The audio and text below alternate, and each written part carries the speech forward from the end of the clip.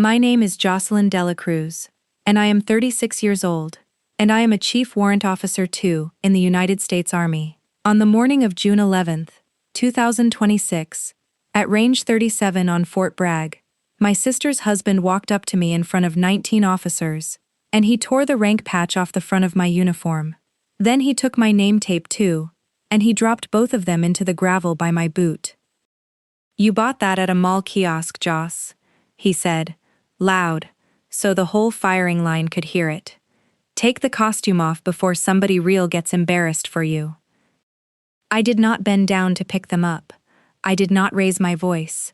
I did not explain myself, and I did not look at my sister, who was standing 8 feet away, with her sunglasses pushed up into her hair. I put my hands flat against my sides, the way my father taught me when I was 9, and I let the quiet sit there until it got heavy enough to feel. Wade Pittman thought he had won that moment. He had no idea that I had spent 14 months building a folder with his company's name printed across the tab. He did not know that I was the government's appointed representative on the contract that was paying his mortgage every month. He did not know that the gate scans, the invoices, and 400 time-stamped photographs were already sitting in a shared drive with a case number attached to them, and he had not noticed the woman standing 7 meters behind him near the ammunition point, in a plain uniform, with her back angled so no one could read the shoulder. She had been watching him for about 90 seconds without moving. Now she started walking toward us, and Master Sergeant Gaddis saw her coming, and every bit of color left his face. To understand what happened in the next 4 minutes, and why a grown man lost everything he owned over a strip of hook and loop fabric, you have to go back 7 years, to a kitchen in Fayetteville, North Carolina, and a plate of pancit that nobody got to finish. My father, Ernesto de la Cruz, came to this country in 1979 from Pampanga, and he enlisted 11 months later because that was the fastest road he could see. He spent 22 years in motor pools, mostly turning wrenches on 5-ton trucks, and he retired as a sergeant first class in 2001 with a bad shoulder and a hearing aid. My mother, Lourdes, worked nights as a nursing assistant at Cape Fear Valley for 29 years, and she carried the smell of hospital soap into every room she ever entered. They bought a house on Rose Hill Road in 1994. 3 bedrooms, 1 bathroom, a carport. My father enclosed himself with lumber. He hauled home in a borrowed trailer. That house is the center of this whole story, so remember it. My sister Charmaine was born in 1987, and I came 3 years later, and from the beginning, we were sorted into categories that never got questioned. Charmaine was the pretty one, the one who could talk to strangers, the one who got taken to the salon before Easter. I was the quiet one, the one who took apart the lawnmower carburetor at 11 and put it back together wrong twice before I got it right. My father noticed that, but he never said anything about it out loud, because in our house, praise was something you spent carefully, like the good coffee. I enlisted in 2009, at 19, as a small arms and artillery repairer. I liked it immediately, because a weapon does not care what your last name sounds like, and it does not care how your father pronounces the word vehicle. A weapon either functions or it does not, and there is a reason for everything, and the reason can be found. In 2018, I was selected for warrant officer, which took 2 attempts, 11 letters of recommendation, and a packet I rebuilt from scratch at the kitchen table in my apartment on Yadkin Road. When I called home to tell them, my mother said congratulations, and then she asked if I had heard about Charmaine's new car. That was the family, and I want to be fair about it, because they were not monsters. They were tired people who had spent 40 years being careful, and somewhere along the way, they had decided that peace was worth more than fairness. If you are watching this, I would like to know where you are watching from, and whether you grew up in a house where keeping the peace was always somebody's specific job. If it was yours, stay with me, because the rest of this story is about the day I quit that job.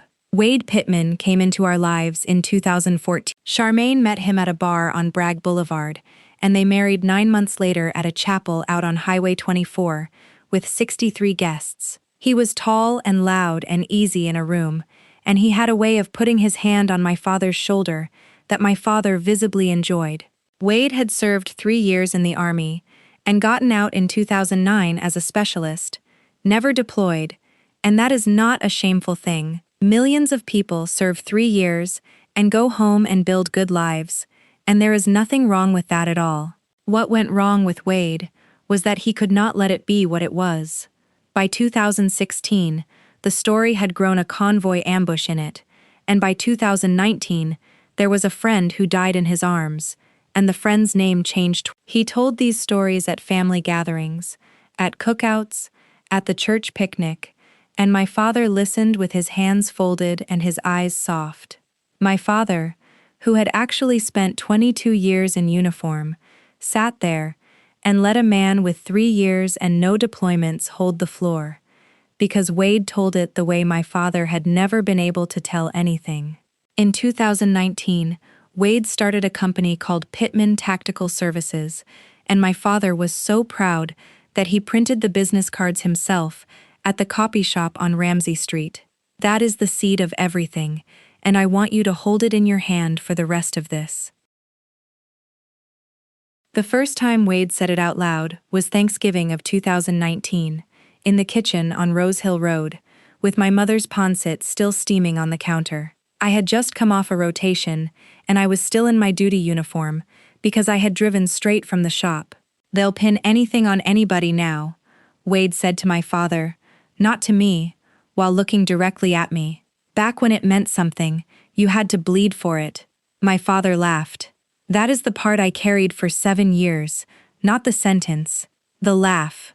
I put my fork down, I said the food was good, and I went out to sit in my truck for 11 minutes, and then I came back in and ate dessert. On February 2nd, 2020, I was promoted to Chief Warrant Officer 2, at a small ceremony at 10 in the morning. 11 people came, and none of them shared my last name, because Wade had scheduled a fishing trip to Jordan Lake that same weekend, and my father did not want to disappoint him. My mother sent a text message at 4 in the afternoon that said, "Congratulations, Anak, we are so proud," with a photo of the 4 of them on a boat. In August of 2022, my father co-signed an equipment loan for Pittman Tactical Services in the amount of $47,000. The collateral was the house on Rose Hill Road, the house with the carport he built with his own hands, the house my mother paid for with 29 years of night shifts. I found out about it 14 months later, by accident, when my mother mentioned an insurance letter she did not understand. When I asked my father why, he said that family helps family, and that Wade had a real vision, and that I would not understand because I get a paycheck no matter what. I get a paycheck no matter what. I had been in Kuwait for 9 of those 14 months, running a maintenance section in a hangar where the temperature hit 118 degrees in July. While I was there, Wade told our cousins at a christening that I was on a supply run vacation and that the real war had ended a long time ago. My cousin Reggie repeated it back to me in a group chat as a joke, and I typed 4 different replies, and I sent none of them. In November of 2023, my mother needed gallbladder surgery, and the out-of-pocket cost came to $3,260. I paid it from my savings, quietly, through the hospital's billing office, because I did not want it to be a scene. At Christmas, Wade stood in the living room and said that he had taken care of it, and that this is what a son-in-law is for. My mother looked at me across the room, and she knew, and she said nothing, and she squeezed my hand later in the kitchen, where nobody could see. That is the exact moment I understood the system I was living in. It was not that they did not know I was carrying things, it was that my carrying it quietly had become the load-bearing wall of the entire house, and nobody wanted to touch a load-bearing wall. In January of 2024, Wade opened what he called the Pittman Tactical Academy in a strip unit on Owen Drive. The brochure listed him as a combat veteran with 2 deployments, and it used a stock photograph of a burning vehicle. I looked at that brochure for a long time, sitting in my truck outside the shop, and I felt something start to change temperature inside me. I want to ask you something here, because this is the part of the story where I usually lose people who have never lived it. Have you ever had to sit at a table with someone who was lying about your entire life and had to decide, in real time, whether the truth was worth the cost of the silence breaking? Tell me about it, because for a long time I thought I was the only one who kept choosing the silence. In June of 2024, at a barbecue in the backyard, with two neighbors and my Aunt Perlita present, Wade asked to see my military identification card. He said it as a joke, with a beer in his hand, and he said that warrant officer is what they call you when they cannot decide if you are real. He held my card up and read the rank out loud in a slow voice, and my aunt laughed, and my sister looked at her phone. My father was standing 4 feet away with tongs in his hand, and he turned back to the grill. I took my card back, I put it in my wallet, and I said we should eat before the chicken dries out. Then, in March of 2025, something happened that had nothing to do with my family at all. I was appointed as a contracting officer's representative for range support services on the Eastern Training Complex. It is not a glamorous job, and most people avoid it, because it is paperwork on top of your actual job. You verify that the work described on an invoice was actually performed, and you sign a form saying so, and your signature carries weight. The prime contractor was a mid-sized firm out of Raleigh, and one of the subcontractors on the target maintenance line was Pittman Tactical Services. I disclosed the relationship in writing on March 12, 2025, to my contracting officer, a woman named Miss Ivy, and she documented it, and she asked if I could remain objective. I said yes, and I meant it, and I want to be very clear that I did not go looking for anything. The first discrepancy found me on April 9, 2025. An invoice showed 11 hours of target frame repair at Range 41 on April 2nd. Range 41 had been closed on April 2nd because of a lightning hold that lasted from 0900 until 1700, and I had the range control log in front of me. I flagged it as a probable clerical error, because that is what you do the first time. The second one came 3 weeks later, and the third one came 9 days after that. By July, I had stopped calling them errors in my own head. Pittman Tactical was billing for 2 certified range safety officers on days when the badge readers showed 1 contractor scan at the gate. It was billing 8 hours of ammunition point support on days when the ammunition point was not issued. It was billing for target frames at $240 each, delivered in quantities of 40, and I walked those ranges myself with a camera and counted frames that were still bent from the winter before. Over 14 months, the pattern came to just under $216,000 in work that either did not happen or happened at a fraction of what was claimed. And there was a name on the certification line of every one of those invoices, typed in a small, clean font. Charmaine D. Pittman, bookkeeper, my sister. I did not go to the contracting officer first. I want to be honest about that, because it was not entirely noble, and part of it was cowardice, dressed up as loyalty. On September 18, 2025, I drove to their house on Cedar Falls Court, and I sat in the driveway for 20 minutes before I knocked. Charmaine let me in, and we sat at her kitchen island, and I laid out 4 invoices and 4 gate logs side by side. I told her that I was not there as anything except her sister, and that there was a window, and that windows close. I told her that if the numbers got corrected, and the money got repaid to the prime, this could still be a bad year instead of a criminal case. She looked at the papers for a long time, and she asked me one question. Does anybody else have these? Not is this true, not how bad is it, not what do I do. Does anybody else have these? I said not yet, and she said okay, and she said she would talk to Wade, and she walked me to the door, and hugged me, and told me she loved me. 11 days later, at my mother's birthday dinner, Wade stood up in the middle of the meal and announced that some people in this family had gotten so obsessed with rank that they had started investigating their own blood. He said it while carving the lechon, with the knife still in his hand, and he said it like a joke. My father looked at me the way you look at a stranger who has started shouting on a bus. In November, my mother called me and asked me to please let it go, because Charmaine was under so much stress, and because Wade had promised the loan would be paid off by spring. In February of 2026, Wade filed a complaint with the prime contractor, alleging that I had a personal bias against his company, which was, in the most technical sense, the first true thing he had said about me in 7 years. And on April 4, 2026, my father called me and asked me to come by the house. He was sitting in the enclosed carport in the plastic chair he had owned since I was in middle school, and he did not look at me while he talked. He said that a family is like an engine, and that one part cannot decide, it is more important than the others. He said that Wade had explained everything, and that contracting is complicated, and that maybe I had misread the paperwork. Then he said the sentence that ended it. You have always needed to be the one who is right, Anak. Even when you were small. I sat there in the carport that he built with his own hands, in the house he had put up as collateral for a man who had never once told the truth about who he was, and I felt something go very quiet in me.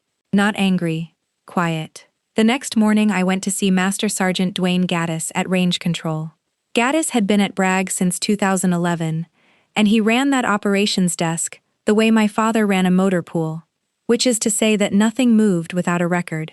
I asked him for 18 months of contractor badge scans for the Eastern Complex, and I told him exactly why I wanted them, including who my sister was married to. He listened without interrupting, and then he pulled a chair over and sat down heavily. Chief, he said, I've been signing his people onto my ranges for 2 years. If that's dirty, then it's my desk too. He pulled the scans that afternoon. On May 4, 2026, I filed a formal referral with the contracting officer, and Miss Ivy forwarded it to Army CID and to Defense Criminal Investigative Service the same week. I did not tell my family, and I did not tell my sister, and I slept better on the 4th of May than I had slept in a year and a half. 3 weeks later, the schedule for the modernized Range Complex certification came out. Range 37, June 11th, 0900, with the FORCECOM Commanding General attending, and on the support roster, listed under Target Maintenance, was Pittman Tactical Services, LLC. June 11th was already hot at 8 in the morning, the kind of Carolina heat that sits on your shoulders like a wet coat. There were 19 officers on that range, plus range cadre, plus civilians from the training directorate, plus 2 contractor teams. Wade arrived at 8:20 in a plate carrier he did not need to be wearing, over a company polo with a patch on the front that said instructor. He had brought his nephew Colby, who is 19, and who was listed on 3 separate invoices as a certified range safety officer. Colby did not have the certification, and he never had, and Gaddis and I both knew it. General Yvonne Hargrove arrived at 8:45 with an aide and a sergeant major, and she did what good general officers actually do, which is walk the line quietly and talk to the lowest-ranking person she can find. She spent 6 minutes with a specialist from the target detail, and then she stopped near the ammunition point and looked at the frames. She was standing with her back partly turned, in the same uniform everybody else on that range was wearing. I was 15 meters away at the control point, going through the certification checklist with Gaddis, when Wade walked over. He had seen me, and he had seen the clipboard, and something in him could not leave it alone. There she is, he said. The paperwork warrior. I said good morning, and I kept reading the checklist. You know what your problem is, he said, louder now, because 2 lieutenants had turned their heads. You put on that little rank and you think it makes you somebody. I was in the real army. I bled for that flag. I said that we were in the middle of a certification and that we could talk after. And then he reached across and took the rank patch off the front of my uniform. It came away with that tearing sound that hook and loop makes, which is not a loud sound, but on a quiet range it carries. He held it up between 2 fingers. Then he took my name tape too, and he let both of them fall into the gravel. Costume, he said. Take it off before somebody real gets embarrassed for you. 19 officers, Master Sergeant Gaddis, with the clipboard still in his hand, frozen, my sister Charmaine, who had come along that morning to deliver a binder, standing near the pickup with her sunglasses pushed up into her hair, saying absolutely nothing. I did not move. I have thought about why for 2 months now, and the honest answer is that I had already decided, back in April, in my father's carport, that I was never again going to bend down for anything he dropped. Then a voice came from behind him, calm, unhurried, at conversational volume. "Pick those up." Wade turned around with a grin still on his face, ready for whatever officer he assumed he could handle. And then he saw the shoulder, and he saw the 4 stars, and I watched his face do something I had never seen it do in 12 years. It stopped performing. "Ma'am, he said. "Pick them up," General Hargrove said again, "and hand them back to the chief." He bent down in the gravel in front of 19 officers, and he picked up my rank patch and my name tape, and his hands were not steady when he held them out to me. I took them, and I put them back on, and I smoothed the name tape flat with my thumb. The general looked at him for a moment longer. "You put your hands on a commissioned warrant officer of the United States Army," she said, "on a live fire range, in front of my range cadre. Master Sergeant, is this man contractor personnel?" "Yes, ma'am," Gaddis said. "Pittman Tactical Services, target maintenance." Then she turned to me, and she asked the question that Wade never once considered might exist. "Chief Dela Cruz, you're the appointed representative on this contract, is that correct?" "Yes, ma'am." "Is there something about this contract I should know?" And that is when I opened the folder. I had it with me because I have it with me every day, because that is the job. I did not raise my voice, and I did not look at Wade while I did it, and I laid each item on the hood of the range control truck, one at a time. Invoice dated April 2nd, 2025. 11 hours of target repair at range 41. Range control log for April 2nd, showing a weather hold from 0900 to 1700. Range closed. No personnel on site. Invoice dated August 14th, 2025. 2 certified range safety officers, 16 hours. Gate scan log for August 14th, showing 1 contractor badge, 4 hours and 11 minutes. Certification file for Colby Pittman, which does not exist, because he has never held that certification.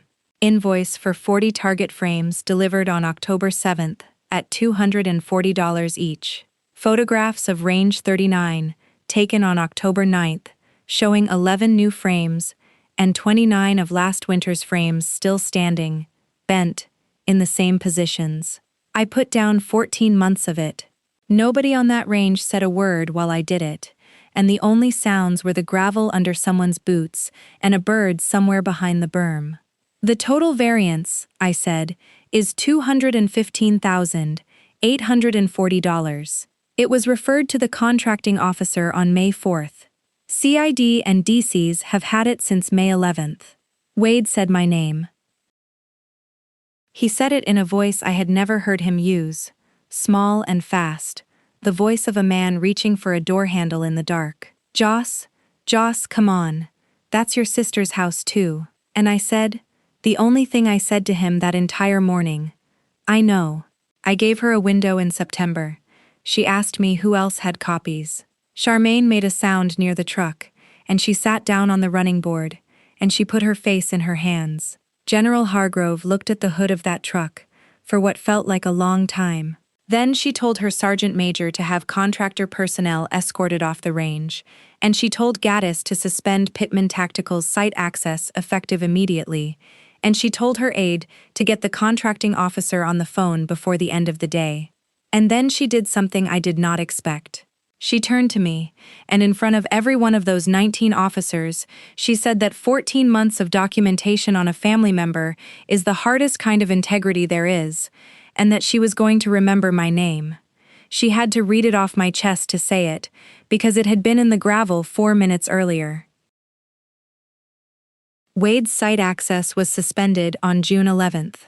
On June 12th, the prime contractor issued a stop work order to Pittman Tactical Services and withheld the pending payment of $31,000. On June 26th, the subcontract was terminated for default, and a suspension and debarment referral went forward, which in practical terms means he will not hold federal work again. The Tactical Academy on Owen Drive closed on July 2nd because 11 of its 14 students had been Army spouses whose word of mouth ended in a single weekend. The bank did not wait. The equipment loan from August of 2022 went into default in July, and the collateral was the house on Rose Hill Road. That is the part nobody imagines when they imagine revenge, and I want to be clear that I did not enjoy a single hour of it. My mother called me crying on July 9th, and she was not crying about Wade. She was 64 years old and afraid of losing the house she had paid for with 29 years of night shifts. I drove down that weekend, and I brought a folder again, and this time it was mine. I had 11 years of savings, a deployment's worth of hazard pay I had never touched, and a credit union officer named Mrs. Suggs who was willing to look at a refinance. It cost me $38,000 and my entire emergency fund to get my parents' name clean off that note, and I would do it again, and I told them exactly what it cost, because I am finished carrying things quietly. Charmaine retained a lawyer in August and agreed to cooperate. She had certified 61 invoices, and she is looking at probation and restitution rather than a sentence, because she came in before she was made to. Wade pleaded to 1 count of wire fraud in November and received 41 months and a restitution order of $215,000. Their divorce was final in March of this year. Master Sergeant Gaddis, who pulled 18 months of badge logs knowing that some of them landed on his own desk, was recognized by the commanding general in September, and he made Sergeant Major in June. I was selected for Chief Warrant Officer 3 in October, and I am reporting to a new assignment in Alabama in September. My father did not speak to me for 4 months. Then, in December, he came to my apartment on a Sunday with a plastic container of pancit that my mother had made, and he stood in the doorway holding it because he did not want to come in and sit down. He told me that he had watched me become something he did not have the words for, and that the reason he laughed at Wade's jokes was that Wade said things out loud that my father had never learned how to say at all. Then he said that he was sorry, and it was the first time in 36 years I had heard him say it about anything. I let him in, and we ate at my table, and neither of us said very much, and it was the best hour I had spent with him in a decade. We are not fixed. I do not think we ever get the version of each other that we should have had, and I have made my peace with that. My mother and I talk every Sunday now, and Charmaine and I text sometimes about small things, and I do not know yet what we will be, and I am not in a hurry to decide. Here is what I learned, and it took me 36 years and $215,000 of somebody else's fraud to learn it. Keeping the peace is not the same thing as making peace.